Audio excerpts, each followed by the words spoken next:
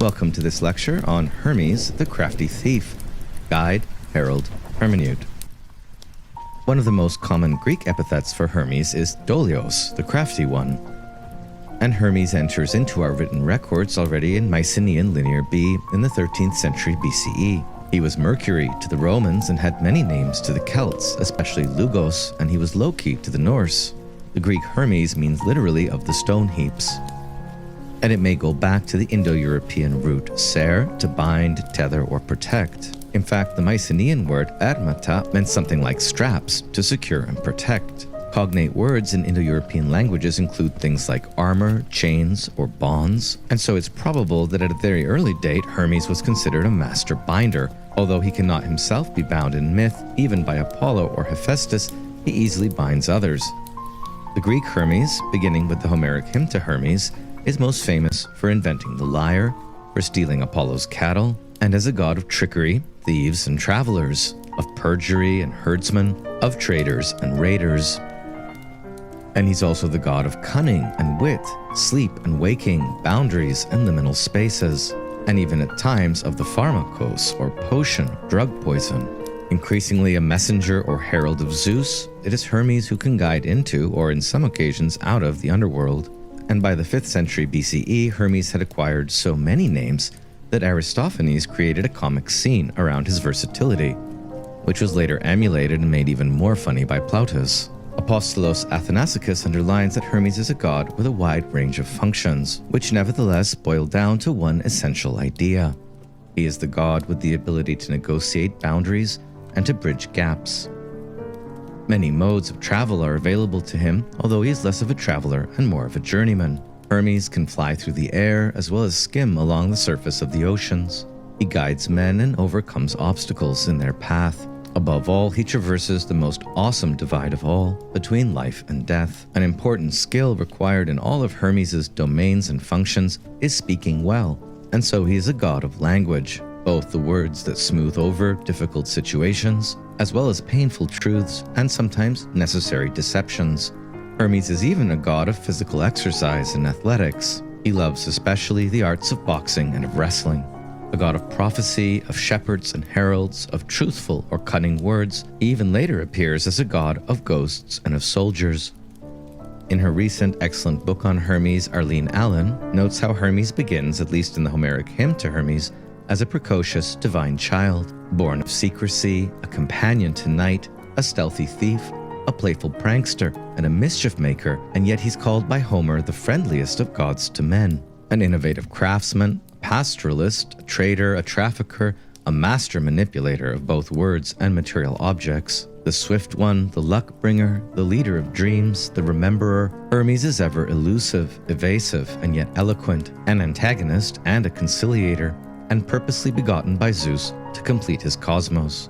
By later Hellenistic times, he had become identified with the Egyptian god of writing, Thoth, and many writings circulated under the name of Hermes Trismegistus, the eponymous patron of Western Hermeticism, magic, esotericism, and even alchemy. Until Allen's new book in 2017, there had been not a single book-length study of Hermes produced in English since Norman O. Brown's book, Hermes the Thief, in 1947, a study which focused solely on the ancient Greek Hermes. Like the other main Olympian deities, Hermes' epithets are legion, including Kurux or Herald, Argeiphontes, slayer of Argos, is how he's most often evoked in Homer, Diaktoros, guide or hunter, Angelos Athanaton, messenger of the gods. Hermes is often evoked as of the golden wand, as a keeper of flocks, the ram-bearer, as the crafty or wily god of the marketplace, and as a god of games and of athletic competitions, Anagonios. Like Hekate, he's evoked as Hermes Propylaios, meaning god of the gateway or threshold, and although he has almost no temples in the Greek world, he's ever worshipped as the god Pronaios of the foretemple. Hermes is addressed as a deceiver, a dissembler, a trickster, a contriver, a thief, a robber, a hustler, and as the busy one who tends sheep, joins in festivals, and brings luck. Above all, Hermes is a giver of good things, strong, splendid, glorious, the master of searches and of guides. And in some of his more warlike depictions, he's even summoned as Promachos, warrior of the front lines. In addition to Arlene Allen's excellent study, the 3 best earlier books you can pick up in English on Hermes are likely Brown's Hermes the Thief, Kerényi's Hermes Guide of Souls, first published in German, and Antoine Fevre's The Eternal Hermes, From Greek God to Alchemical Magas. Allen begins with the continuities and contrasts of Hermes and Prometheus. Recall from the Prometheus lecture how that god began his career as a mortal culture hero with trickery. First the trick of sacrifice, and then the theft of Olympian fire. 2 transgressions that Zeus allowed to occur, but for which he punished Prometheus. For mortal humans who received the trick of sacrifice and the fire, a level of independence from the gods and Zeus had been achieved, but only at the cost of cutting off direct lines of communication. The age of conviviality where gods and mortals join together in a feast is over, and what emerges is the age of sacrifice. The question here emerges, if Zeus himself and the rest of the gods no longer engage with mortals face to face, how can this newly created breach be bridged? How and by whom? Allen comments, Zeus, of course, knows what is to be done, and he spends a good deal of time making sure that it happens. The god Hermes, coming into the world among humble origins in a cave and then ascending to join the Olympians as Zeus's official herald and envoy to Hades, is what bridges the gap between gods and mortals.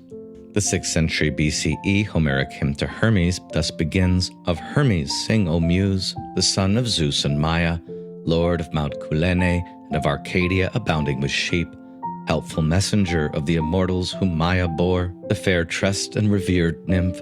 When she mingled in love with Zeus, she shunned the company of the blessed gods and dwelt inside a thick-shaded cave, where Cronion, escaping the eyes of the immortal gods and mortal men, mingled with the fair-tressed nymph in the darkness of night, while sweet sleep overcame white-armed Hera. But when the mind of great Zeus accomplished its goal, and the 10th moon was set fast in the sky, a newborn saw the light, and uncanny deeds came to pass. Note how the hymn underlines that Hermes is very much a planned child. Indeed, the purpose of his affair with Maia. But who is Maia, the mother of Hermes? Her name seems to mean mother, nurse, or midwife, and she's a daughter of Atlas and Pleione, Pleione being the mother of the Pleiades, and Maia being one of the Pleiades in Homer's Odyssey. In her characterization in the hymn, Maia is modest and an outsider who shuns the company of the blessed gods on Olympus. The nymph of beautiful dark hair and of night, she is a secret lover of Zeus, and her precocious son Hermes is born at dawn, and by evening he's stealing the cattle of Apollo. In some myths, Maia seems almost not destined for this world. She becomes sick or wishes to return to the heavens, and gives her son Hermes to be raised by the nymph of the mountain Kylene, so that she can return to the night sky. As to more on who Maia is, we have no major myth, only speculations. In other myths, Arcas and Callisto, turned into bears, were closely associated with Maia and Hermes as their caregivers. Many have noted that the character of this Homeric hymn to Hermes is unlike any of the others.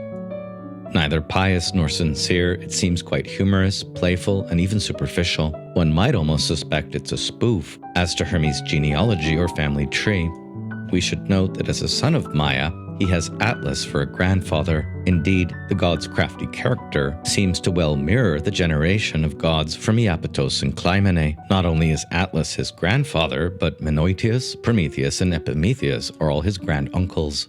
The meaning of these inheritances is complex. We might even be tempted to think it sets up Hermes in a divided loyalty with respect to Zeus, and this probably explains the god's behavior in regards to Prometheus and Atlas, ever eager to knock them down a peg and affirm his loyalty to Zeus. The Oceanid, Pleione, his grandmother, is associated with rains and fertility in the constellation, whose rising and setting was thought to play a role in the changing of the seasons. That Hermes is a child of Maia and Zeus seems to mean that he's the son of a rain star and the thunderer, which may account for some of his rare associations with dew, clouds, and fertilizing breezes. Hermes' great antiquity and intense fertility may even be part of the reason that Hesiod places Zeus's coupling with Maia after his first many wives from Metis to Hera. Indeed, Hesiod and the Homeric hymn to Hermes could be read as infantilizing Hermes, making him appear much younger and newfangled than he really is. Soon after his birth in the Homeric hymn, Hermes is described as shrewd, a coaxing schemer, cattle-rustling robber, bringer of dreams, watcher by night, and a gate watcher or guard at the gate, destined for greatness. Born at dawn, by midday he played his lyre, and at evening he stole the cattle of far-shooting Apollon. On the 4th of the month, the very day mighty Maia bore him. After he sprang forth from his mother's immortal limbs, he did not remain for long lying in his holy cradle, but he leapt up and searched for the cattle of Apollon, stepping over the threshold of the high-roofed cave. And here at the threshold, he encounters a tortoise, at the sight of which the baby god goes into boundless bliss. The tortoise is just minding its own business, grazing on lush grass and dragging its straddling feet, but Hermes has other plans for it. The very first words this god utters are addressed to a tortoise. "Already an omen of good luck," he exclaims. "I don't despise you. Hail, O shapely hoofer and companion of the feast. Your sight is welcome. Whence this lovely toy, the gleaming shell that clothes you? A tortoise living on the mountains. But I shall take you and bring you inside. You'll profit me, and I shall not dishonor you, for you will serve me first. Better to be inside. Being at the gates is harmful for you. Indeed, alive, you are a charm against baneful witchcraft. But if you die, your singing could be more beautiful." When Hermes calls the tortoise already an omen of great luck, the word he uses in Greek is symbolos, which might here mean sign, token, or omen, and from which we get our modern symbol. The tortoise and its transformation into a lyre is thus a symbol of Hermes. Thus Hermes spake, and with both hands he raised up the tortoise and ran back into his abode, carrying the lovely toy. And there he tossed it upside down, and with a chisel of grey iron he scooped out the life of the mountain turtle. And when swift thought pierces the breast of a man in whom thick coming cares churn, or as when glances dart from quick rolling eyes, so glorious Hermes pondered word and deed at once. Just a little side note here for Hölderlin fans. These lines in the Homeric hymn to Hermes are clearly the basis of similar words in Hölderlin's As When on a Holiday. He cut measured stalks of reed and fastened them on by piercing through its back the shell of the tortoise. And skillfully he stretched oxhide round the shell, and on it he fixed 2 arms joined by a crosspiece, from which he stretched 7 harmonious strings of sheep gut. And when it was finished, he held up the lovely toy, and with the plectron struck it tunefully under his hand. The lyre, the first of its kind, rang awesomely. And if you want to know what Hermes' first lyre actually sounded like, you can check out this link on YouTube. Many a similar lyre modern musicians have reconstructed in accordance with this instruction manual in the Homeric hymn. Having invented the lyre, Hermes goes on, in his second utterance, to sing a beautiful song. Quote, "The god sang to it beautifully, as on the lyre he tried improvisations, such as young men do at the time of feasts when they taunt and mock at each other. He sang of Zeus' Cronades and fair-sandaled Maia, and how they once dallied in the bond of love, recounting in detail his own glorious birth. He also praised the handmaidens and the splendid home of the nymph and the tripods throughout her dwelling, and the imperishable cauldrons, a pretty subtle association there of Maia's tripods with the art of prophecy. That is what he sang, but then other matters engaged his mind. He carried the hollow lyre and laid it down in the holy cradle. Then with a hankering for meat, he leapt from the fragrant dwelling and went forth scooting, pondering some bold wile in his mind, such as men who are bandits pursue when dark night falls. And so, having invented the lyre and sang the song of his own glory, at dusk, as Helios was plunging down from the earth into the ocean, with his horses and chariots, Hermes set off from the cave, reaching in haste the shaded mountains of Pieria, Apollo's mountain, where the divine cattle of the blessed gods had their stalls and grazed on the lovely untrodden meadows. Then the son of Maia, sharp-eyed Argeiphontes, cut off from the herd 50 heads of loud lowing cattle. Through the sandy place he drove them on a beguiling route, turning their hoof-prints round. Mindful of the artful ruse, he reversed their hooves, setting the front part backwards and the back part frontwards, and opposite to his own course. That's a lot of hoof resetting there, baby Hermes. It's odd here that in Homer, Apollo is not mentioned as having cows or oxen, only the sun god Helios. And also odd how Hermes' theft of the cattle begins with a mention of Helios, although the scene is set on Apollo's mountain, Pieria. Having reversed the cattle's hooves and thus confused the tracks, Hermes as well here crafts for himself sandals of wickerwork, and among the crafts, Hermes was often worshipped as the god of shoemaking. Everything seems to be going according to plan here, except that an old man working his flowering vineyards saw the baby Hermes making off with the cattle. The son of glorious Maia addressed him, "Hey, old man, digging round your vines with bent shoulders. No doubt you shall have plenty of wine when all these bear fruit. You are to be blind about what you saw and deaf about what you heard, and silent, too, when no harm is done to what is your own." In some versions of this myth, when the old man rats him out to Apollo, he ends up being punished with blindness, but the poet of this hymn is more forgiving.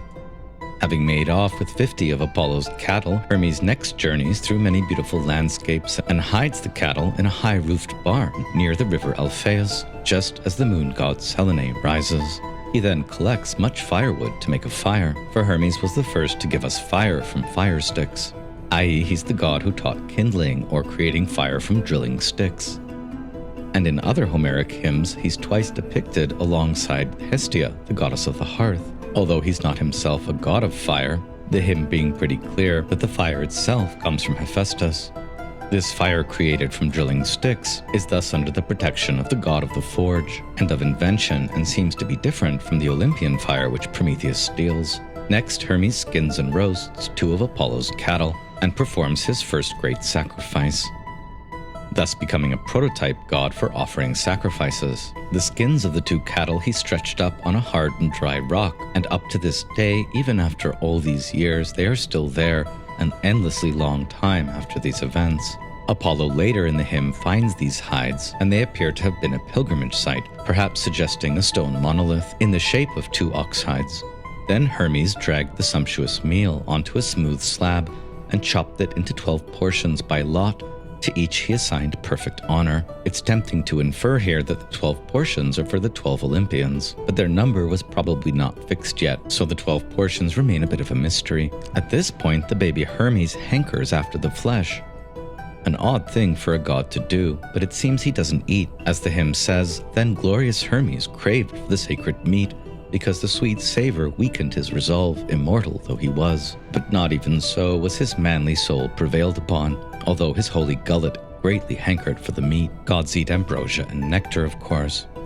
And although they may hunger for the smoke of sacrifice, it is not fitting for them to partake of the flesh.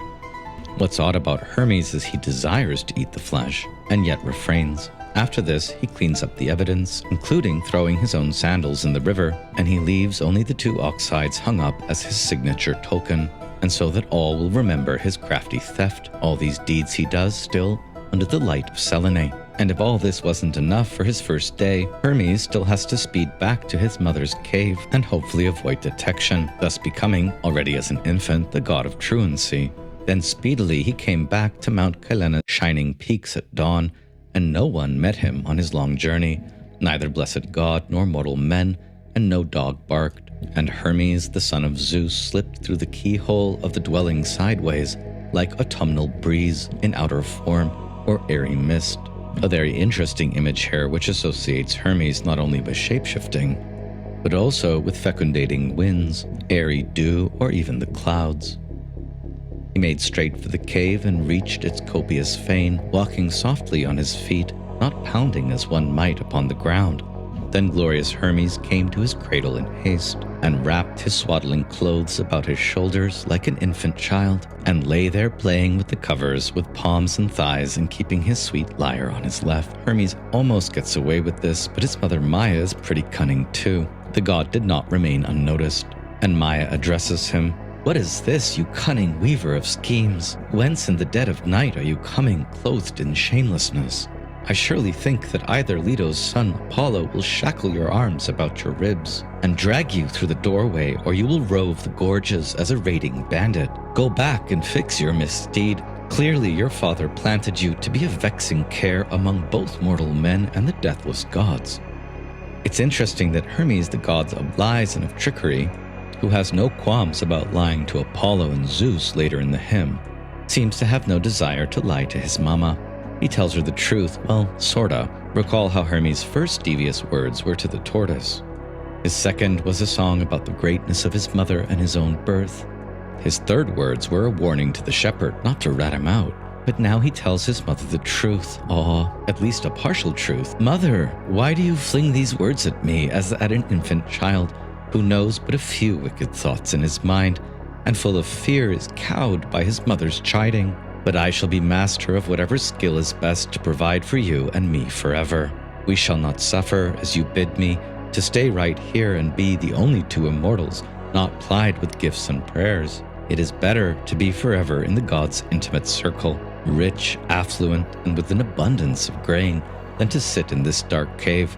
And as for honor, I too shall claim the right of which Apollo is a master. And if my father does not allow me this, I shall surely try to be, as I no doubt can, the chief of robbers. And if the son of glorious Leto seeks to find me, then I think he will meet with some greater loss. For to Pytho I shall go and break my way into his great house, whence many beautiful tripods and cauldrons I shall plunder, and gold too, and gleaming iron, and many garments. And you shall be my witness if you wish. Basically, while he starts off a little feigning here, he quickly admits that for his mother and himself he will do what is necessary. The stealing of Apollo's cattle is already part of Hermes' scheme to get himself accepted by Apollo and by Zeus. And it's pretty clear he won't settle for anything less here than having a share in Apollo's art of prophecy. To the extent he is denied this, Hermes will do much worse to Apollo, even raiding his sanctuary at Delphi, and becoming the chief of robbers instead. There may be good reason to think this boast is far from idle. And it's curious that by the end of the hymn, Apollo only agrees to give Hermes a more limited art of prophecy. Clearly, in his pillow talk with his mother, the baby is fully self-conscious that he deserves the whole thing.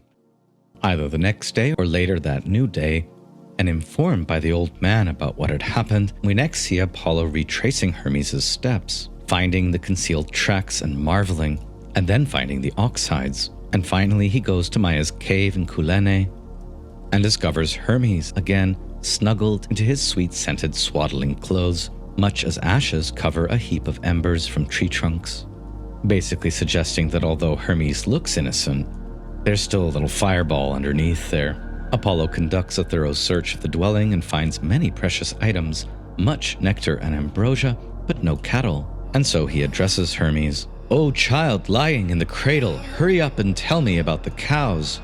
Else you and I will soon part, not like two gentlemen. I will cast you down and hurl you into gloomy Tartarus, and into dread and inescapable darkness. And neither your mother nor your father will restore you to light, but beneath the earth you shall wander as the lord of tiny baby folk." Hermes answers craftily, but it basically boils down to, hey, I was born yesterday. In the Roman poet Horace, likely drawing from the Greek Alcaeus, in this scene, Hermes is even said to have spirited away Apollo's bow and lyre at the very moment he was upbraiding him for the theft. His reply in full to Apollo is pretty awesome. "Son of Leto, are not these harsh words you have spoken? Are you really here in search of roving cattle? I have neither seen nor found out, nor heard another man's word, and I will neither tell nor get the reward for telling. I surely do not resemble a hardy rustler of cattle, and this is no deed of mine. For I have cared for other matters. I have cared for sleep and milk from my mother's breast, and for swaddling clothes wrapped around my shoulders and a warm bath. May no one find out how this quarrel came to be, for it would be a great wonder among the immortals as to how a newborn baby through the doorway passed with cattle dwelling in the field. The claim is preposterous. I was born yesterday, and the ground is too rough for my tender feet. If you wish, I will swear the great oath by my father's head. I vow that I myself am not the culprit, and that I have seen no one else stealing your cows, whatever these cows may be. For I hear only rumors." Hermes lies to Apollo in each and every phrase. And most significantly, here he even promises to take an oath, Horkos, as to his innocence, thus becoming the god of perjury. As Hermes speaks, however, Apollo's own power over truth is evident. The infant's eyes can't help but shift around and flutter, a telltale sign of lying ever since. Later in the hymn, however, Hermes will swear a true oath by the river's Styx, and in some of his myths he punishes oath breakers, despite being himself a god of lying. The end of his reply here is pretty suggestive as well. "Well, maybe I heard some rumors about your stolen cattle, Apollo." Hermes is clearly asking for it. And at all this, far-shooting Apollo laughs gently and addresses him. "Friend, I do think you are a scheming rogue, and the way you talk, you must often have bored your way into well-built houses and stripped many men of their possessions. As you quietly packed away their belongings, you will be a pain to many shepherds dwelling outdoors in mountain glades, when you come upon their herds of cattle and fleecy sheeps driven by your craving for meat. But come, lest this be your last and final sleep. Come down from the cradle, you comrade of dark night. From now on you shall have this honor among the immortals, to be called the chief of robbers all your days. Here Apollo perceives, prophetically, several of Hermes' key functions: robbery of houses and flocks, gluttony for meat and for goods, and being the comrade of dark night. Apollo then picks up the infant Hermes, but Hermes farts in his hand and then sneezes on him, so he lets the god drop to the ground. I guess Apollo is lucky that Hermes didn't do much worse. Nevertheless, Apollo is intent now that Hermes will lead him to his remaining cattle, and Hermes replies yet more insolently, "Whither are you carrying me, far shooter, mightiest of all the gods? Are you annoying me because you are so angry about your cows? Oh my, I wish every single cow of yours would perish. Surely I neither stole the cows, whatever cows are, nor saw another man do it. Rumor is all I hear. Let Zeus Cronion be the judge and accept his verdict." And so the two take the matter along with Leto to Zeus for arbitration.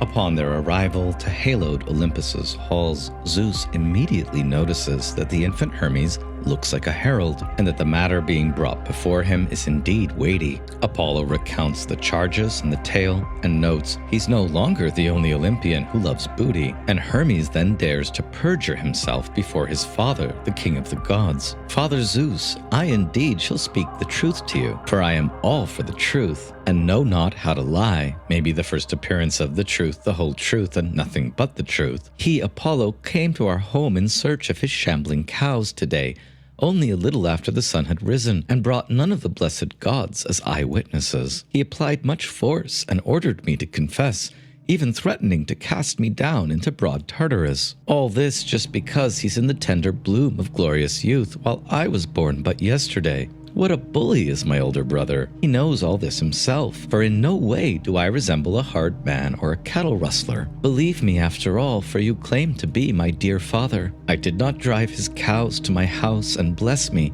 I did not cross over the threshold. This is the whole truth." Hermes concludes by pleading not guilty, and takes a great oath to this effect. And like Apollo, Zeus also laughs at his mischief, as well as his adroitness in legal defense. Yet he rules that Hermes must return the cattle. Although they make Hermes fess up, well, not really, he never really admits to anything. Both Zeus and Apollo are deeply impressed. The whole setup was designed so that the infant Hermes would win his acceptance by both his older brother and Zeus, and both gods seem to get that at this point. Upon returning the cattle, Hermes thus changes his tact and reveals his lyre, quelling Apollo's wrath with his beautiful song. His voice came out lovely, and he sang of the immortal gods and the black earth, and how they came to be, and how each received his lot. Of the gods with his song he first honored Mnemosyne, mother of the Muses, for the son of Maia fell to his lot, and the glorious son of Zeus honored the immortals according to age, as each one had been born, singing of everything in due order as he played the lyre on his arm.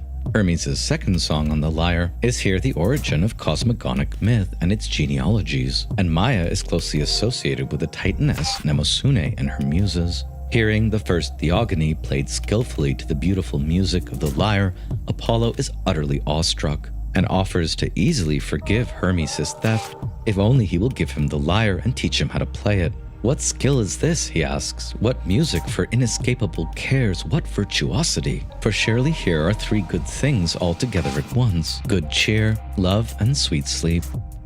I too am a follower of the Olympian muses, who cherish dance in the glorious field of song, and the festive chant and the lovely resonance of flutes." Apollo even sweetens the deal by promising to take Hermes under his wing, making him a glorious and thriving leader among the immortals and mortals alike. As well in this passage, Hermes is the inventor of the pipe, which his son Pan plays, which is mentioned, although Apollo is not as interested in that as in the lyre. What follows in the hymn is a classic scene of gift exchange between Apollo and Hermes, and in his next reply, Hermes sounds more mature, grown up, and aware of his future functions in the Olympian cosmos. He offers Apollo the lyre freely with a request that it should quell his justified rage. And Apollo accepts this apology and encomium, and even gives Hermes a shining shepherd's whip. Only Leto, Apollo's mother, is still suspicious, and expresses a concern that Hermes might still be up to no good and intent on stealing the lyre back again. It is Leto who forces Hermes to take the only real great oath of the gods, the only oath even Hermes cannot break, an oath by the potent water of the river Styx in the underworld. This being done, Apollo and Hermes ratify in mutual esteem their greatest of all friendships among the sons of Zeus. And the gift-giving continues. Apollo even gives Hermes the beautiful staff of wealth and prosperity, the Criitque staff, or as it is more well known in Latin, the caduceus, through which Hermes might put to sleep or wake up, and even to accomplish noble words and deeds, though spy the mind of Zeus. However, very interestingly, Apollo keeps for himself the prerogative of knowing fully the mind of Zeus, and being the only god to utter prophecies in accordance with Zeus's full will, saying that it is not fitting for Hermes to know of this. Nevertheless, since Hermes has expressed an appreciative interest in prophecy and divine speech, Apollo directs Hermes to his own childhood teachers, the 3i, virgin sisters or bee maidens, who are masters of the art of divination. Apollo suggests that Hermes might consult them too as a source of lesser prophetic knowledge, that he might then pass along to mortals, increasing his glory and esteem. In these and other sources, the 3i are known for using honey and pebbles in their divination. As Apollo describes them flying now here, now there, they feed on honeycombs and bring each thing to pass. And after they eat yellow honey, they are seized with mantic frenzy and are eager to speak the truth. But if they are robbed of the sweet food of the gods, then they do buzz around in confusion and lies. Could it be that the honey which the 3i eat is a form of mead, or even a concoction involving various herbs or other psychoactive plants in honey? We have no evidence for this, but it would certainly account for the fact that eating this honey they are seized with mantic frenzy. Perhaps the bees of the 3i feed exclusively on the pollen of flowers that enchant the mind. Regarding this scene where Apollo offers Hermes some gift of prophecy, but a lesser form of it, one that easily descends into confusion and lie, Roberto Colasso notes that Apollo is here responsible for imposing some logical order on things, a restraining meter in the flux of thought. When faced with the darting, disordered, and furtive intelligence of Hermes, Apollo draws a dividing line.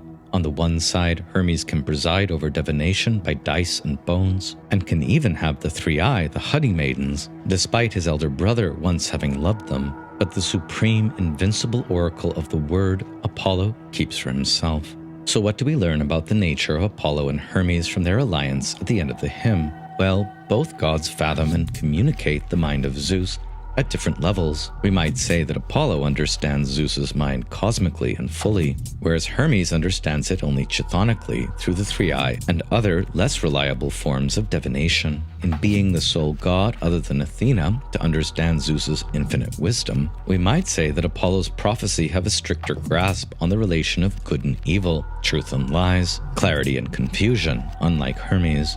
Additionally, unlike Apollo, Hermes is more on the side of humanity, a culture hero, and as the inventor of music and the theogonic song, more involved with the lies that the muses tell. Hermes is thus ritually closer to mortals and also deeply deceptive, like the muses. Only Apollo really tames the muses, forcing them to reveal the whole truth. In reflecting on the Homeric hymn as a whole, the textbook notes how in this hymn sincere profundity in religion and philosophy seems to take a second seat to wit or facetious superstition. Although Greek religion is generally consistent with humor and levity, it does seem this Homeric hymn to Hermes pushes the boundaries of the pious and the sacred almost as far as the realm of slapstick and the vaudeville or parody. Quite importantly, we also learn from this hymn that even as a baby, Hermes might be compared to a hungry wild beast or a wolf who will plague herdsmen and hanker after flesh. Again, the hymn characterizes Hermes as hungry, a quality very rare for a god. According to custom, in fact, shepherds would set aside a portion of the meat for Hermes, which may have been eaten by wild beasts associated with him. When shepherds neglect to set out this portion, Hermes languishes. The hymn ends with Apollo delimiting the spheres in which Hermes will excel, an interesting list, which again configures him as a master of wild beasts. Hermes will be god of lions, boars, dogs, wolves, shepherding, as well as the sole appointed messenger of Zeus to Hades. Hermes' connection with lions or wolves may here point back to his earlier function as a sovereignty god. Despite these associations, a more civilized Hermes shines through. Sappho even calling Hermes the cupbearer of the gods, another image of conviviality rather than of rustic dangers. Finally, the hymn ends with a great scene of love and affection between Hermes and Apollo, with Zeus's approval. If you're into this hymn, you should also pick up Percy Schelling's translation of it. So that being the Homeric hymn to Hermes, let's now take a wider look at this god and some of the other evidence. He's an extremely clever god of thieves, merchants, exchange, youths, persuasion, and spies. He's a divine trickster or culture hero like Prometheus, and he has profound pastoral and musical associations like Apollo. In many ways, he's virtually the double of Apollo, but his darker, more liminal brother. He's the divine messenger and guide of dreams and of souls, more on that soon. The god of boundaries and of the transgression of boundaries, a lord of herds and of Arcadia, a god of raiders and traders, of false and of true oaths. He is especially associated with Odysseus, since he is Odysseus's grandfather, Laertes, his father, being a son of Autolycus, whose name means the wolf itself, and who was Hermes' mortal son. Most famously, Hermes is the slayer of Argos, Argifontes. This going back to the myth we covered earlier, where Hermes was tasked to retrieve Io in the form of a cow and ends up decapitating Argos, in different ways in different tales. Sometimes Io is captured and returned to Zeus, and sometimes she escapes to continue her wanderings. As to Hermes' common appearance in everyday Greek life, he has both a personified and a non-personified form. By late archaic and classical times, he's almost invariably depicted with a traveler's hat, sandals, and the herald's staff, associated with his invisibility and stealth, and also with sandals, talaria, which he invented and which are often depicted with wings and associated with his swiftness in traversing the three worlds and all liminal spaces. And he usually has the herald's staff, or caduceus, around which in later times 2 snakes were entwined, and which is to be distinguished from Asclepius's rod of healing, which has only 1 snake. Hermes' caduceus is particularly associated with the good daimon and the bad daimon, and thus with mastery over opposites. This being his common depiction in art, Hermes is even more frequently represented in a non-anthropomorphic form, namely the piles of stones or cairns that travelers add stones to for good fortune as they travel through. As god of the Herm, Hermes is always present at boundary markers, which may be placed at the edge of a polis, at important transitional sites in the wilderness, but which is most commonly seen as the Herm of the home. Later, a central pillar around which the stones would be piled might be ithyphallic, that is, sporting a large erect penis, and the function here is both calling in powers of fertility, as well as warding off. From apotropia, meaning to ward off potential invaders, and ithyphallic herms became widely used to mark the boundaries of private property at entrances to homes. In earliest times, herms might be simply piles of stones, but they increasingly came to be stone monoliths with heads of either Hermes or another god and erect phalluses. This may seem like a pretty comical religious institution for us, but the Greeks, and especially the Athenians, took their herms enormously seriously. One of the greatest religious scandals to ever rock classical Athens happened in 415 BCE, when on the eve of the Athenian expedition to Sicily, the Herms in the city of Athens were mutilated during the night. The religious scandal that ensued became a political football. The general Alcibiades was charged, and the consequences were serious. Alcibiades also being charged with parody and desecration of the Eleusinian Mysteries, his private home, where he served a homebrew version of the kukaion, the psychedelic beverage of Demeter, and played the part of the Hierophant, wearing the robes of the high priest and showing the holy secrets to the initiates. It was such antics by Alcibiades, the handsome general, and once a student of Socrates, mutilating the Herms and revealing the secrets of Eleusis, which probably played a major role in Socrates' eventual trial and execution. The political climate at the time tending to associate Socrates with Alcibiades. Here you see some depictions of Herms on classical Athenian vase paintings. The Swedish scholar Martin P. Nilsson gives us an interesting theory of the Herms, which you can find in the textbook, tracing their origin back to the concept of the centaur or the omphalos stone at Delphi, which was believed, like the Herms, to wield the divine power of the daimon, which resided in the stone, allowing spiritual communication with the ancestral dead and being anointed or covered with sacred wool. Thus, Herms are often found at the top of a grave mound, lesser tribute stones surrounding the tall stone that was erected to home them. Passers-by would add their stones to the mound, making it a guiding landmark, although originally a tomb. This may point back to a very early manifestation of Hermes as a god who lived in grave mounds, from here becoming a guide and protector of travelers and also of souls on their journey to the underworld. Herms were never fully anthropomorphized, may indicate the great antiquity of this practice. Let's transition now from Nilsson's archenemy in the world of classical studies, a scholar he called a dreamer, a prophet, a closet theologian, or even a charlatan and a necromancer, you guessed it, the ever-controversial Walter Friedrich Otto and his chapter on Hermes. Otto begins by noting that although the friendliest or most companionable of gods to men, Hermes lacks the dignity of Apollo or Athena, but is nevertheless a central Olympian divinity. His messenger or herald function is mentioned in the Odyssey, but not the Iliad, and ditto his role as leader or escort of the souls of the dead. His epithet Argifontes seems to have been the result of chance, Tuke. Often, the Homeric gods turn to Hermes to do things not befitting their dignity, like theft or sabotage. Hermes' first mortal son from the princess Chione of Phocis was the original prince of thieves, Autoleucos, whose name means the wolf itself, and who was the grandfather of Odysseus. Otto notes how favorite epithets of Hermes includes crafty, deceiving, or ingenious. And like other main Olympians, his epithets and children are legion. Other key words used to describe him include deft, diligent, skilled, resourceful, full of guile, stealthiness, swiftness, or celerity, the original god of Godspeed, and he is ever nimble, agile, sly, greedy, shifty, calculating, shrewd, knavish, roguish, prophet-loving, and even magical or wizard-like. In Greek cultural consciousness, Hermes is master of the happy chance, luck, and the windfall, and so by Roman times he can become a god of gambling.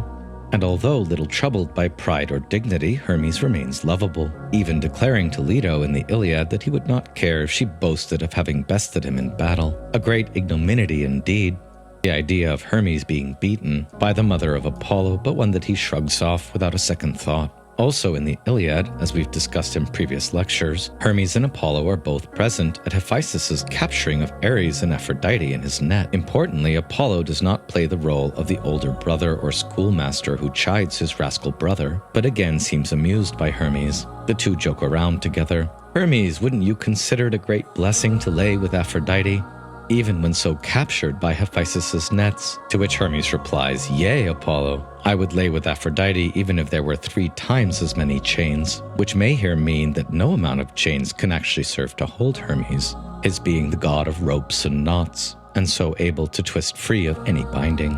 On the sacred, serious liminality of the god Hermes, Otto notes how his amusing character makes him strikingly different than all the other Olympians. Among heroes who he often aids, Hermes appears to bear the strongest resemblance to Perseus.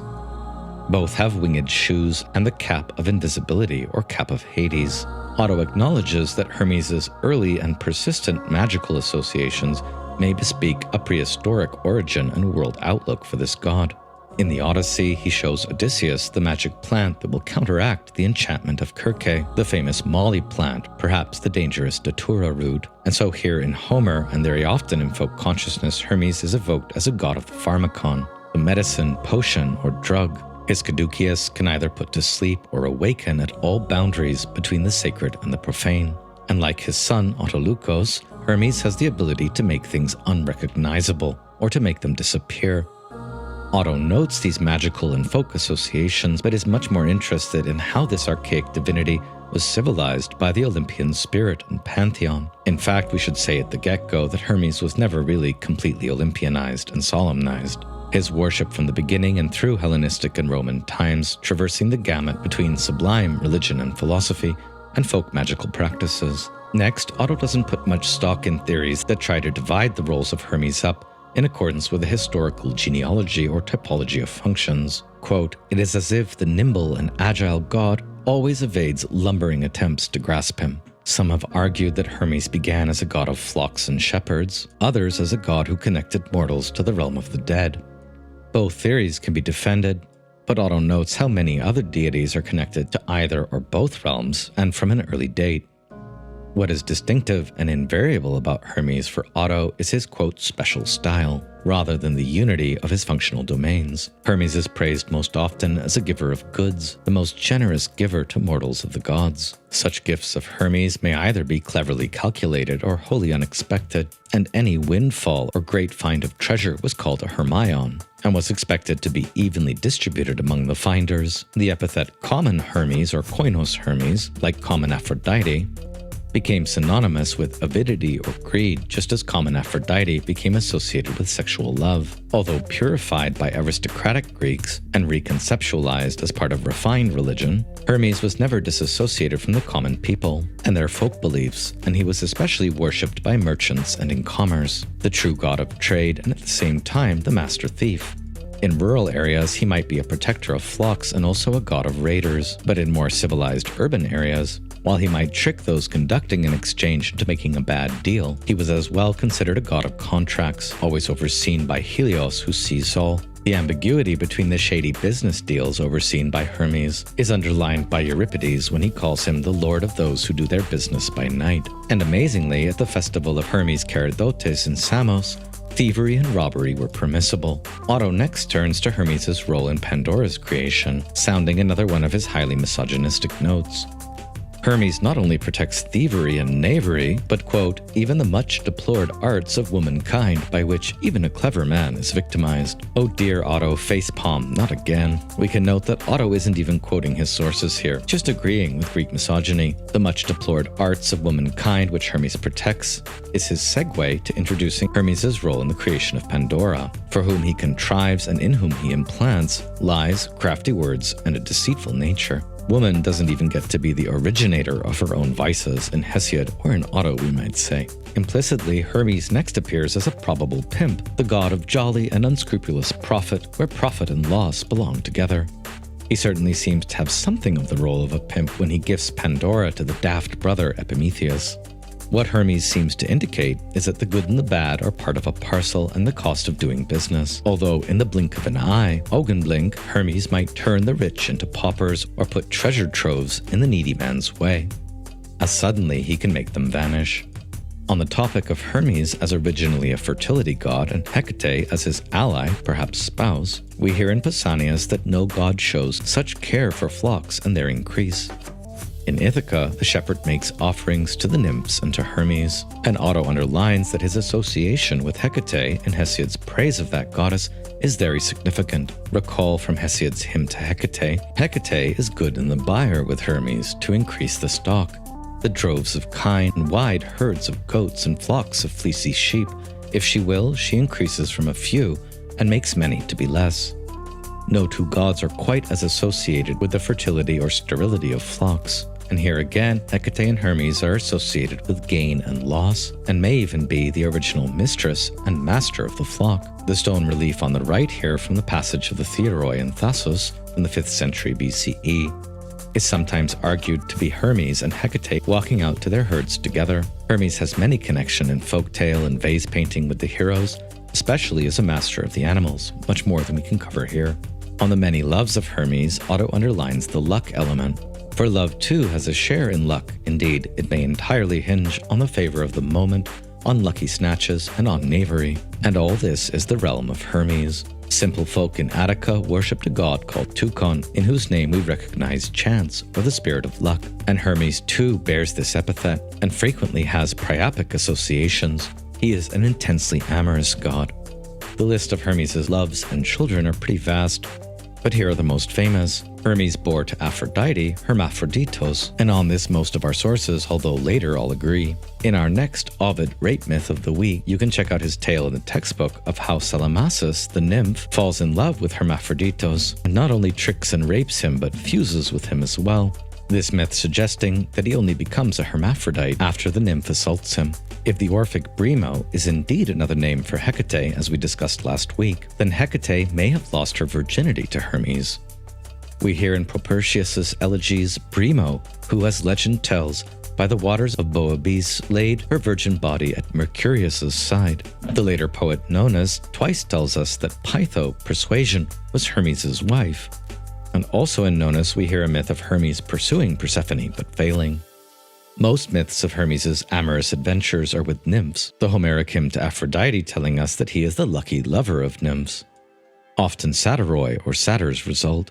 His couplings with mortal women are many, but most famously, he is the father of Eudorus, a strong warrior in Achilles' squadron with Polymele. With Theobulos, he has the son Myrtilus, the first charioteer to put wax in the linchpins of his opponent's chariot, thus slaying him in order to sleep with his wife. and his son with the queen Chione is Autolukos, the wolf itself, the first thief and the most Hermes-like of mortals. By Herse, the dew maiden, who was the daughter of King Cecrops, the first king of Athens, he is said to have sired Cephalos.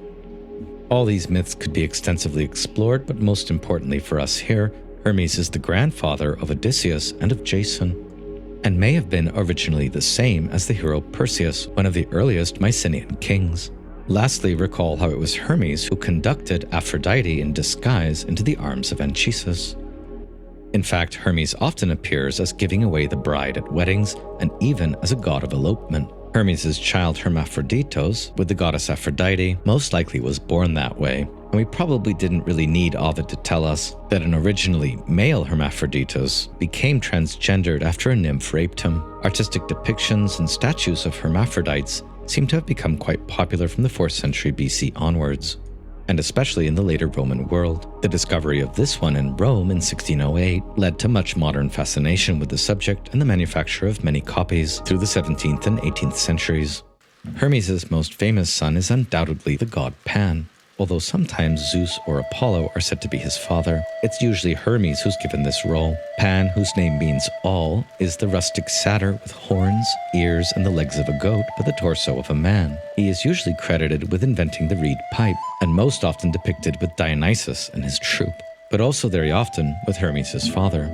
Pan is a lover of revels, impulsive and amorous, and he, like Hermes, is a god of shepherds and of musicians. As to who Pan's mother with Hermes is, our sources conflict. Hermes may have fathered Pan with Penelope, Odysseus' otherwise faithful wife, as we hear in Pseudo-Apollodorus. Or Penelopia may be a separate myth, a view favored in Cicero. Or Pan's mother is Sose. According to Nonus, our earliest and perhaps most reliable source tells us that Pan's mother is the nymph Dryope in the Homeric hymn to Pan. Pan, like his father Hermes, has very strong agricultural associations, and may be called Pan-Agrius of the hunt, which explains the panic he instills in those he hunts in the wilderness. And he's also called Pan-Nomios of the flocks, and Pan-Lycaeos of the wolf, like Hermes. Pan's homeland, like Hermes, seems to be the hills and mountains of Arcadia, and he became a very popular god in Athens. In some myths, Pan and Hermes are even more ancient than Apollo, and Apollo learns music from Pan. It's pretty frustrating that all the stories of Hermes fathering Pan are from late sources. We do know that Hermes and Pan were together gods of Theban mystical initiation, of the Cabaroi, and perhaps there are also some Thracian associations here, but less likely. To be sure, most of Pan's myths are comical and profane, and for the most part, he's one of the most badly behaved gods. In this beautiful painting on the left by Bourgereau, we see a pretty unrealistic consensual scene, for Pan is usually found hunting down maidens in the wilderness, the very archetype of an unbridled Greek rape culture even more than Zeus. And we saw last week how he's constantly attempting even to seduce the pure Selene, the goddess of moonlight he attempts to entice into his woodland cave, believing himself to be a second Endymion, as it were. Nevertheless, although he has many profane associations, Pan is also often associated with sublime religion and philosophy. And as Christianity rose to prominence, Plutarch tells us the tale of the echo, the great cry across the Mediterranean, which brought weeping to all who heard it. The great god Pan is dead. Roberto Colasso, in his book The Marriage of Cadmus and Harmony, gives us the most scandalous tale of Pan's birth, the wildest and most bestial of the gods. Pan, the masturbator, remember Selene, the terrorizer, chose as his mother the woman who, for centuries, people would point to as an example of chastity and faithfulness, Penelope. There are two versions of this story of Pan's birth. Some claim that when Odysseus gets back to Ithaca, he finds his house infested from top to bottom by the lecherous thieves of women, the suitors. In the middle of them was Penelope, the Bassarid, the whorish fox who majestically keeps her brothel and empties all the rooms of their riches, pouring away the wretched man's wealth in her banquets. The wretched man was her husband, Odysseus, and so the hero threw her out. Penelope would now have to go back to the father she'd been happy to leave, so she clings to her spouse, and thus it was that Penelope saw the Spartan plain again and the mountains that encircled it. Here, on her way home to her father's house in Sparta, on the highlands of Mantinea, Penelope made love with the god Hermes, whereupon, after giving birth to Pan, she died. Pan has been playing his pipes on the crags of Arcadia ever since.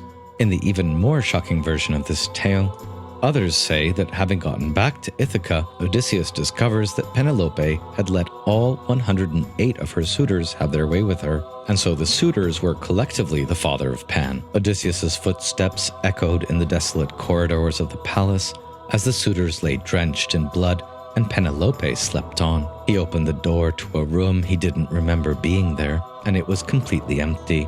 In the darkness, a child with a sly look on his face was watching him. 2 delicate horns sprouted from his curls, and his feet were those of a goat. 2 shiny hooves poked out from the hare's pelt the baby was wrapped in. And Odysseus immediately closed the door. Without saying a word, he went to the harbor and once again set sail from Ithaca. He didn't know where to, and this time he was alone.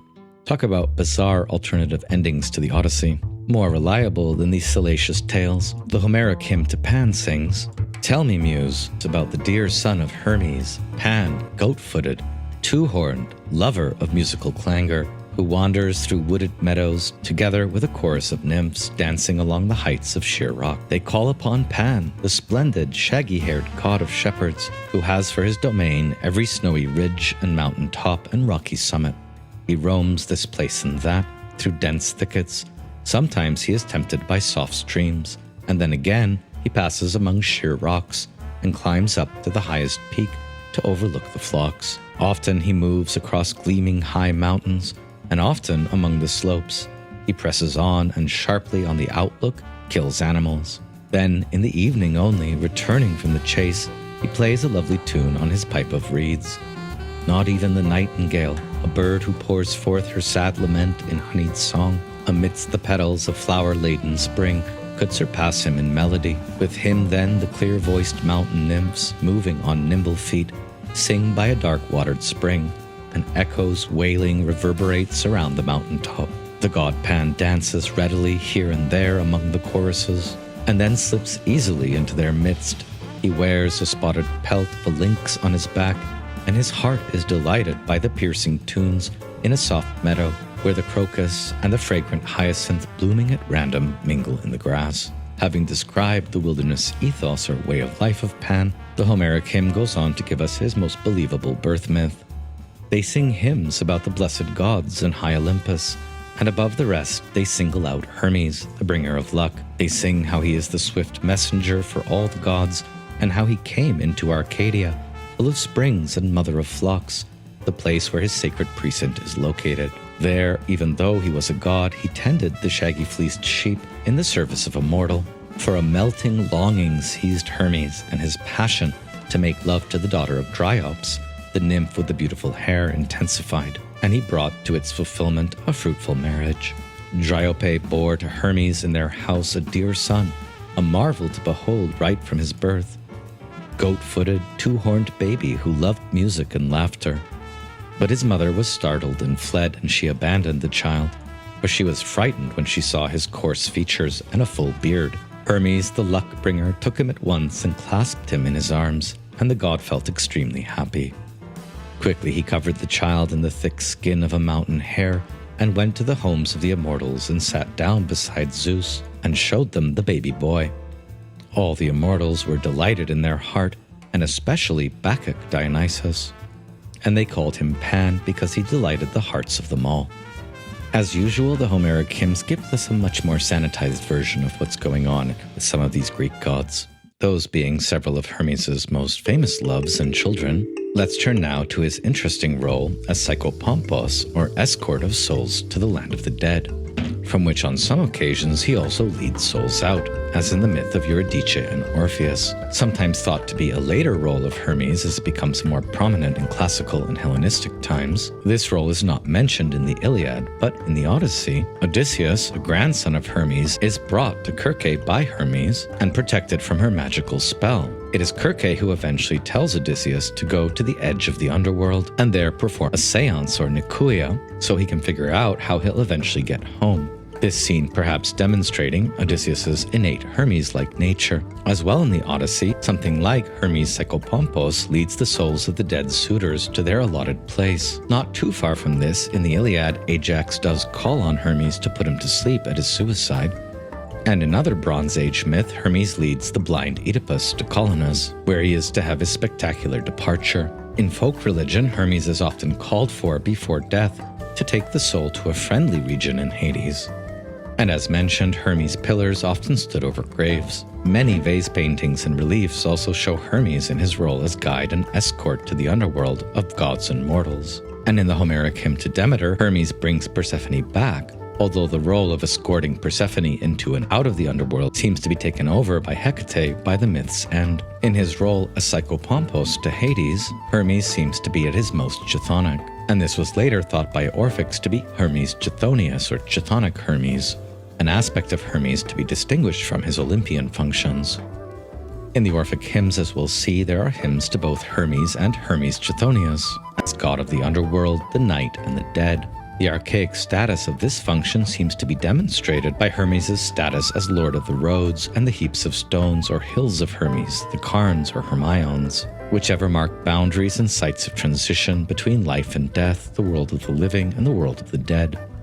Again, his very name of the stone heaps does appear to be connected to his role as guide or escorts of dead souls and as a giver of dreams. Chthonic Hermes seems to be particularly associated with his apotropaic function as guardian of homes through the Herm, or as Hermi Propylaios, guardian of the entrance or gate. Chthonic Hermes is also closely associated with Dionysos, the savior god of the soul and of nocturnal initiations in Orphism. Even in mainstream myth, it is Hermes who attends the first birth of Dionysos from the incinerated Semele, and who is present when Zeus sews the infant Dionysos into his thigh. Many other myths and scenes in art show Hermes and Dionysos together, and Otto finds Hermes' ghostly qualities expressed in the Homeric hymn, especially when the god arrives silently by night and can slip into the room like a breeze through a keyhole.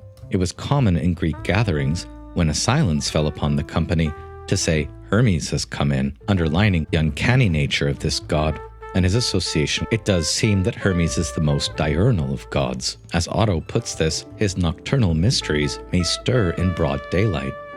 And conversely, in moments of nocturnal terror, Hermes might illuminate the darkness. His chthonic function is most emblemized in his appearance by the cap of Hades, through which he becomes invisible, a spire of the night and the good sentinel.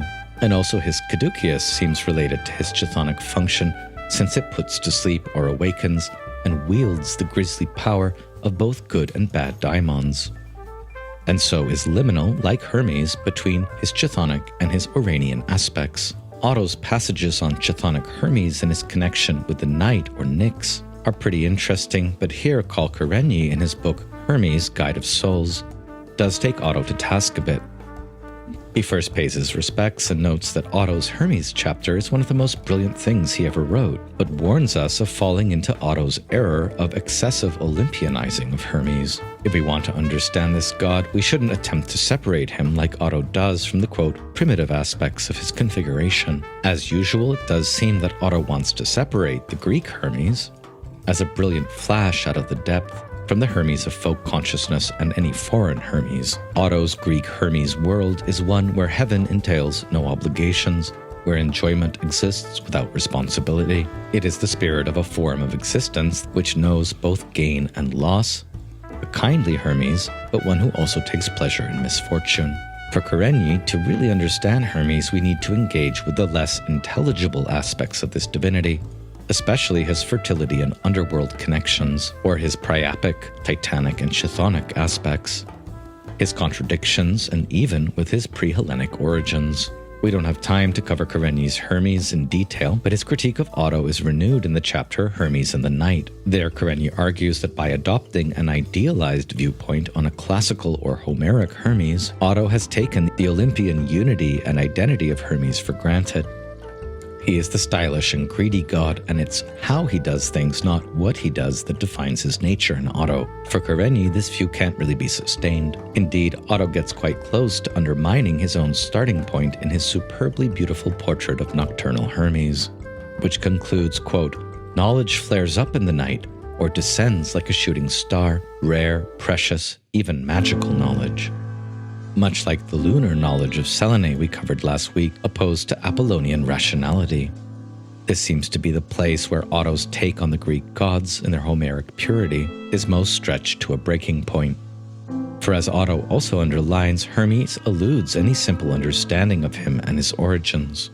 And Otto's very next move here in his conclusion is to admit that his portrait of Hermes falls short of a true likeness. Otto next tries to assure his reader that we need only envision Hermes as more masculine. And in a saucier pitch to bridge this gap, Kerényi warns that when we focus on the active essence Hermes in this way, we lose touch with his liminality and his status between life and death of a herald and guide, of uncanny transitions and paradoxical spaces. It is probably not in the end possible really to Olympianize Hermes, but rather the deeper understanding and further research into this god should focus on his margins. Having just established a close link between Hermes and the night, both as gods of danger and protection, terror and reassurance, as well as of concealment and revelation, Otto next considers the uncannily close similarities between myths of Hermes and the Vedic Hindu god Pushan, and he cites the scholar Oldenburg, who informs us how Hermes, like Pushan, ever knows the way, leads the way, and saves a man from straying or finds a man that's lost. Both Hermes and Pushan are gods of agriculture and husbandry and of the cattle goad, and they bear a similar staff. They as well both conduct brides to the houses of their husbands. Ugh, here treating brides a bit like cattle, I guess, and they both conduct the dead into the beyond. Indeed, both Pushan and Hermes are gods that men pray to at the start of an enterprise, and both their myths are always underlining specific times of the day: dawn, morning, noon, afternoon, evening, dusk, early night, midnight, the dead of night, and again dawn. And both are also worshipped at the thresholds of houses. Both drive evil away from the path of mortals, and both are associated with the wolf and with the highwayman. Both are heralds who perform missions for the sun or the high god, and both protect what is found from being lost or hide so that other men might find. Otto admits, quote, "All this applies to Hermes, word for word, and one is tempted to regard the two gods as doubles." But here and again, Otto goes on to save his beloved Greek Hermes from any Oriental prehistory. Quote, "They are in fact very dissimilar." Why are they dissimilar, Otto? Basically, Otto doesn't give an argument at all, but simply says that Pushan is too good and noble to be Hermes. Pushan protects good men, while Hermes protects thieves. Seems to be a point in Pushan's favor there, at least morally. But apparently for Otto, this in fact reflects Hermes' vaster nature, as a god who is not limited by human wishes or human morality, but operative in the totality of existence, including the good and the evil, the desirable and the disappointing, the lofty and the base. This is really weak argument, and it amounts to a Hellenist basically assuring us that the Greek Hermes is more paradoxical. It tells us nothing more about Pushan at all, and does not enhance our knowledge of their similarity in any way. Otto's view is here and again Eurocentric in the extreme, and he concludes that only Greek Hermes gets to be special, to be living spirit itself, a recurrent constellation, mischief and kindliness, feeling itself, true reverence, totality, meaning, and being. He's basically saying, I like the Greek stuff, but not much else. So in the final phase of this lecture, let's turn now to two attributes of Hermes that philosophically and religiously warrant a more in-depth treatment. One, Hermes as herald, and two, Hermes as Hermeneut. Pretty much the same attribute, but these undergo an important transformation between his earlier and later appearances. We can begin here by noting that Hermes' role as a guide, either the epithets diaktoros or pompos, is related to but seems distinct from his role as a diplomat or herald, a kerux. It is perhaps only as herald that Hermes can also become a messenger or angelos, sometimes depicted, although not in the Iliad, alongside Iris, Hera's messenger. On these topics, there's an interesting scene in the Iliad where a kindly Hermes is sent by Zeus to protect King Priam of Troy on his night journey, to visit Achilles and beg for mercy as a suppliant. And it is significant that other than Hermes, Priam takes only his herald for protection.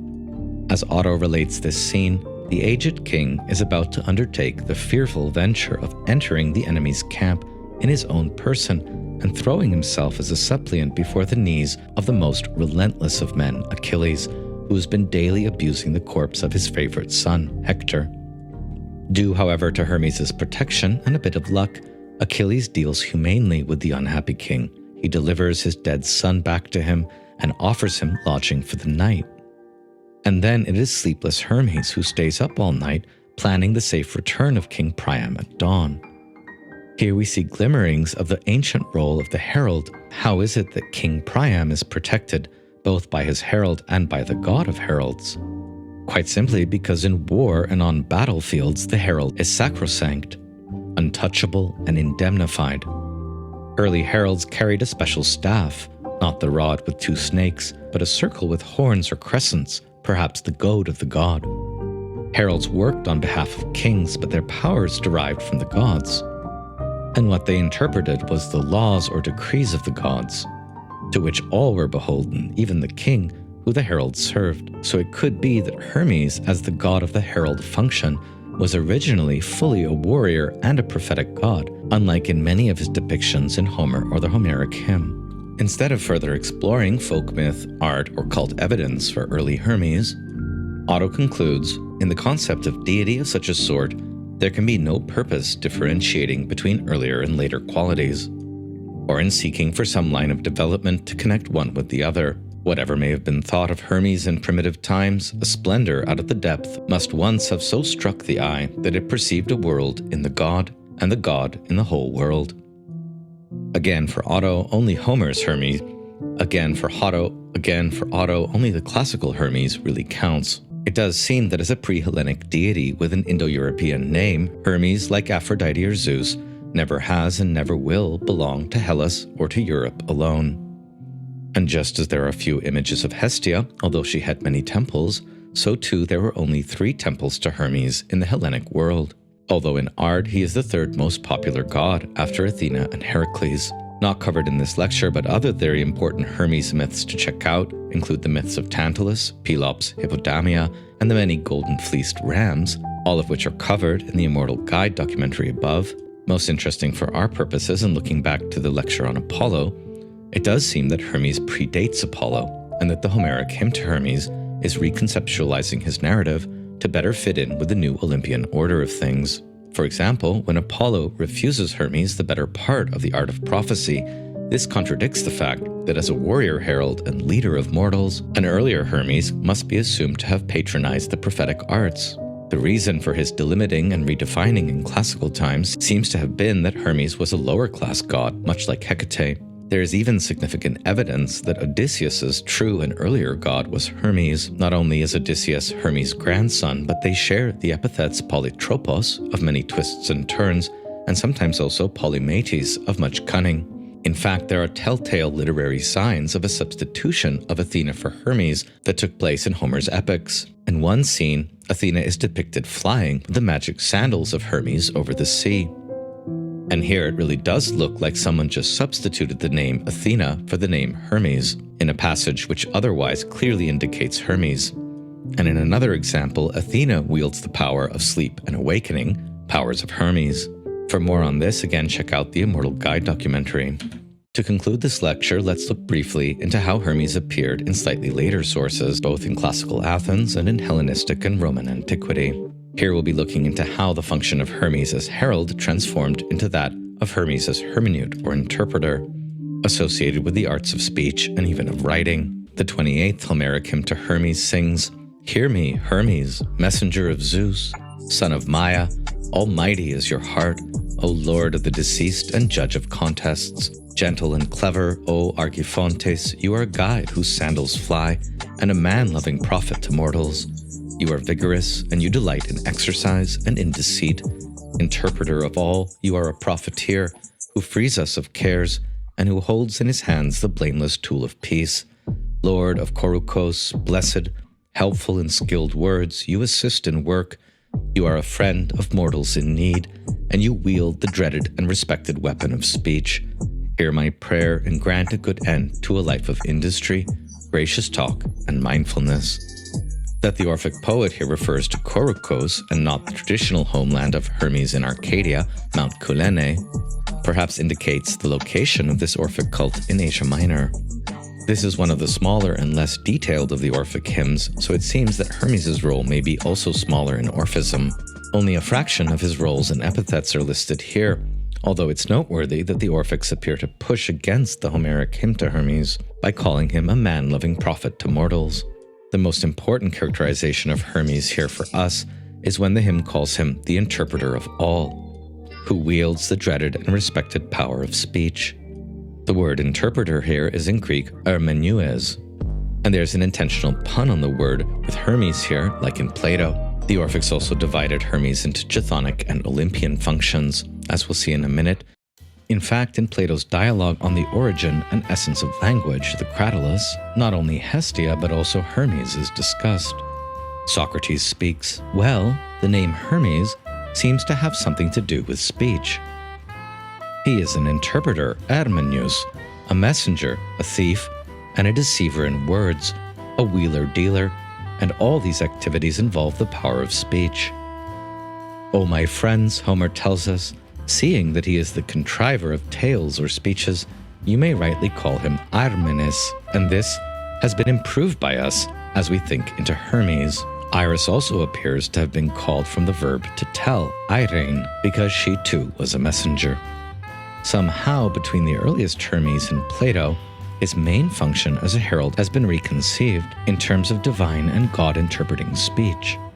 And in several other places in Plato's dialogue, especially the Ion, poets and rhapsodes are called heralds or interpreters, in Greek, hermeneuts of the god. Here in Plato, Hermes becomes more associated with the arts of interpretation, oracular utterance, prophecy, and even with the art of writing.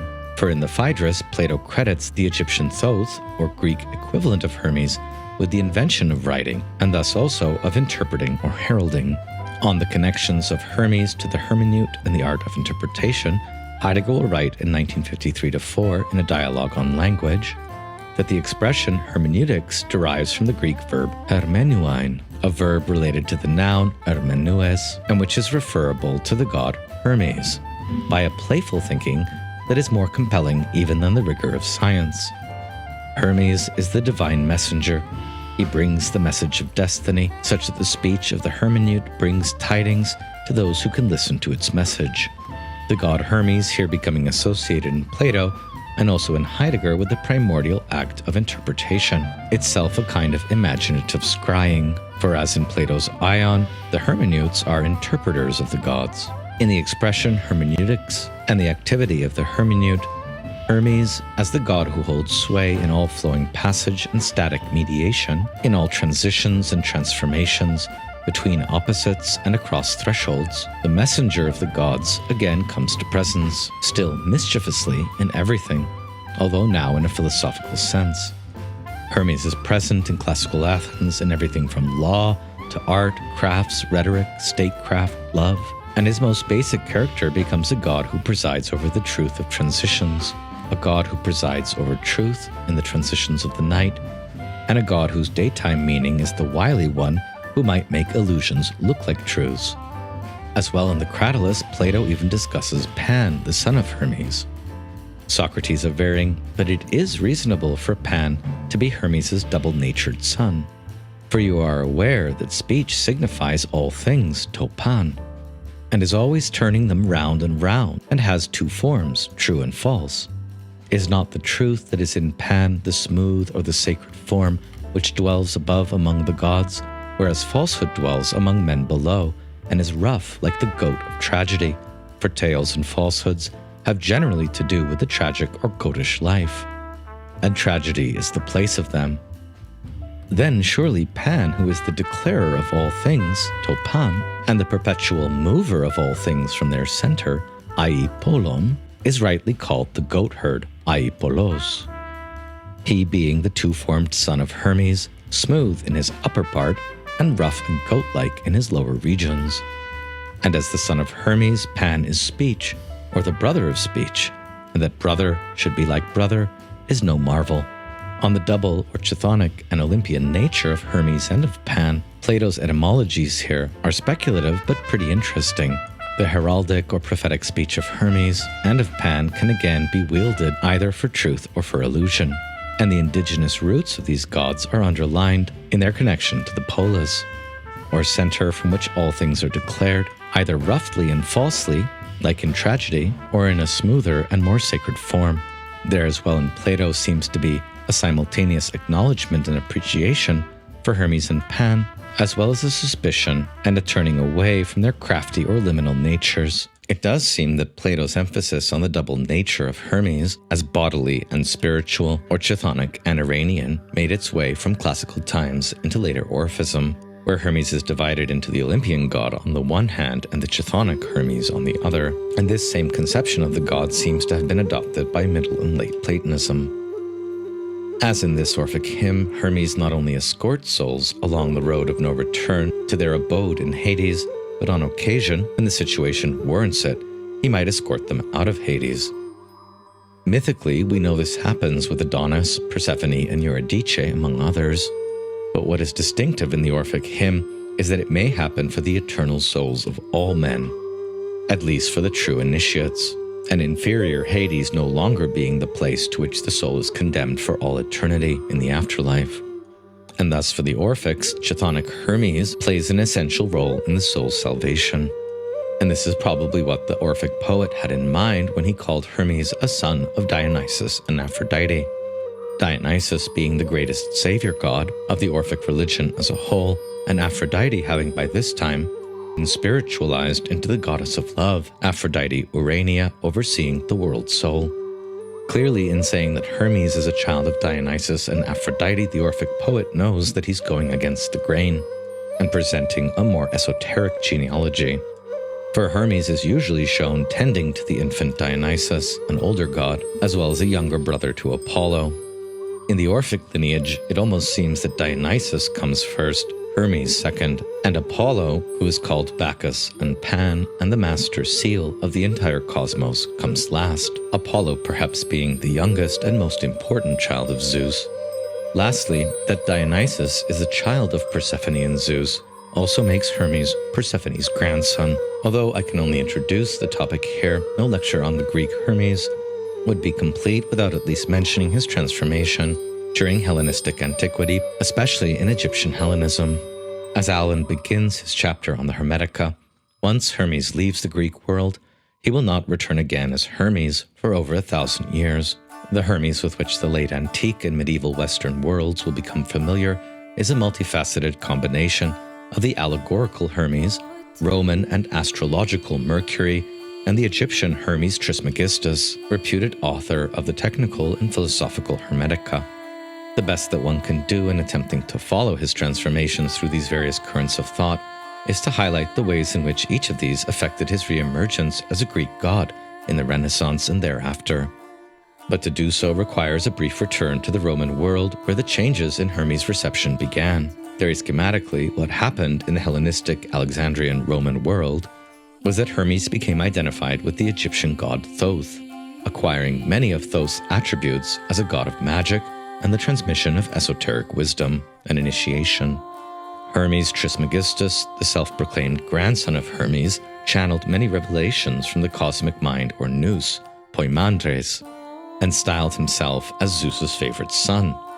And the extant corpus of works attributed to him are referred to by scholars as the Hermetica, Discourses of Hermes, or the Hermetic Writings. It's no exaggeration to say that the divine career of Hermes over the last 2 millennia begins here with the Hermetica, and it would take a whole course to begin to explore this Hellenistic Hermes and the god's subsequent re-envisioning in Western Hermeticism and esotericism, in later antiquity, in Islam, and in Renaissance Platonism, which believed the Hermetica to be older than the Bible. As Antoine Favre puts this, just as daylight penetrates at dawn through every crack and crevice, say the author of the Homeric hymn, so Hermes slipped silently through the keyhole of the cavern which gave him birth.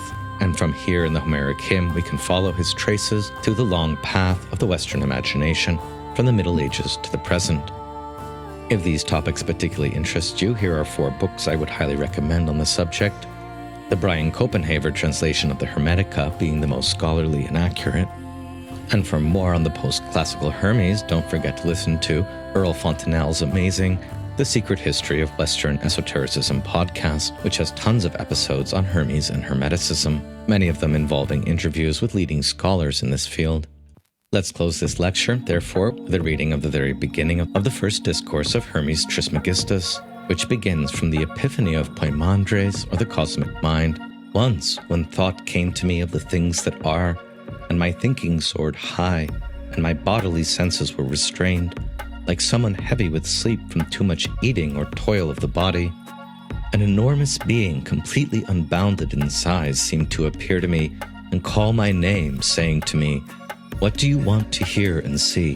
What do you want to learn and know from your understanding?" "Who are you?" I asked. "I am Poimandres," he said, "mind of sovereignty. I know what you want, and I am with you everywhere."